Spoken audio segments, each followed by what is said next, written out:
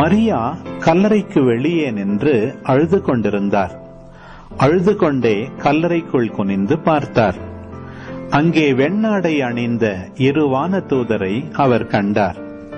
இயேசுவின் உடலை வைத்திருந்த இடத்தில் ஒருவர் தலைமாட்டிலும் மற்றவர் கால் மாட்டிலுமாக அவர்கள் அமர்ந்திருந்தார்கள்.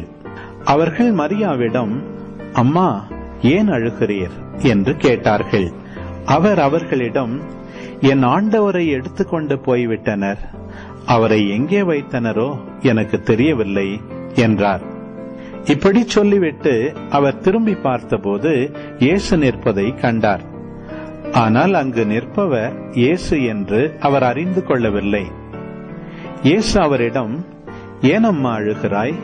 யாரை தேடுகிறாய் என்று கேட்டார். மரியா அவரை தோட்டக்காரர் என்று நினைத்து அவரிடம், ஐயா, நீர் அவரை தூக்கி கொண்டு போயிருந்தால் எங்கே வைத்தீர் எனச் சொல்லும், நான் அவரை எடுத்துச் செல்வேன் என்றார். இயேசு அவரிடம், மரியா என்றார். மரியா திரும்பி பார்த்து ரபூனி என்றார். இந்த எபிரேய சொல்லுக்கு போதகரே என்பது பொருள். இயேசு அவரிடம், என்னை இப்படி பற்றிக் கொள்ளாதே. நான் என் தந்தையிடம் இன்னும் செல்லவில்லை. நீ என் சகோதரர்களிடம் சென்று அவர்களிடம், என் தந்தையும் உங்கள் தந்தையும் என் கடவுளும் உங்கள் கடவுளுமானவரிடம் செல்லவிருக்கிறேன் எனச் சொல் என்றார்.